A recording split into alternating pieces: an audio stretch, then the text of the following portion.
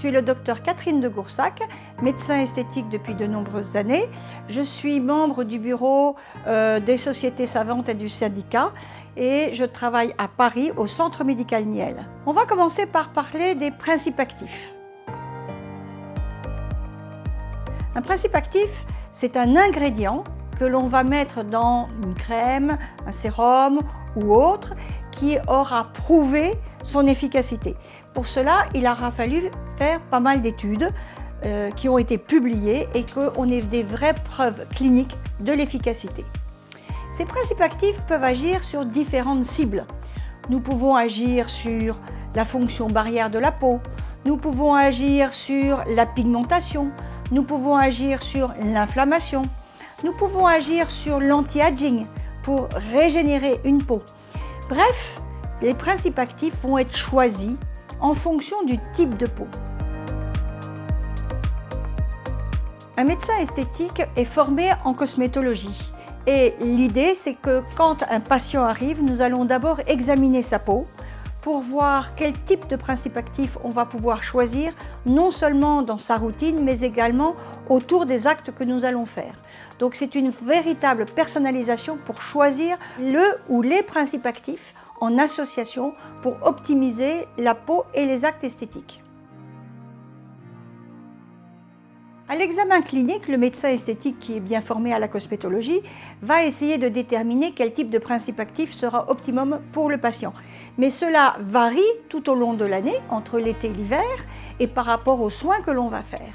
Nous avons une série de principes actifs qui sont vraiment complémentaires. Par exemple, la niacinamide est anti-inflammatoire et le zinc va être séborégulateur. Pour une acné, ça sera intéressant.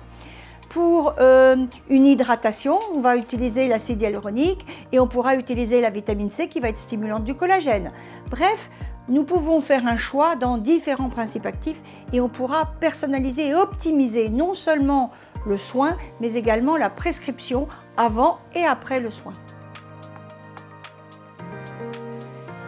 Aujourd'hui, nous allons parler du rétinol. Le rétinol est un incontournable dans les principes actifs en cosmétique. Pourquoi ? Parce qu'il va être fondamentalement anti-aging. Il va pouvoir améliorer la régénération cutanée. Mais en outre, il va renforcer la barrière. Ça veut dire que vous pourrez lutter un peu contre les agressions. Il va jouer sur la pigmentation. Il va améliorer le teint plus uniforme. Et, cerise sur le gâteau, il est un peu anti-cancéreux. Donc, si vous avez des risques de petits carcinomes, eh bien, ça va régulariser ce risque-là. C'est un principe actif que l'on utilise beaucoup à l'automne et à l'hiver et plus légèrement au printemps et à l'été. Parce que comme il diminue la couche cornée, qui est une couche de cellules mortes, celle-ci absorbe les UV, et bien vous avez moins de protection naturelle aux UV. Donc l'été, on y va de façon parcimonieuse, alors que l'hiver, on va l'appliquer absolument quotidiennement.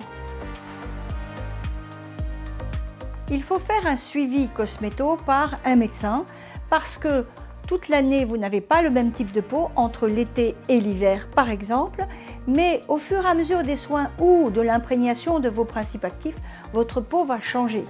Et donc, il va falloir l'adapter.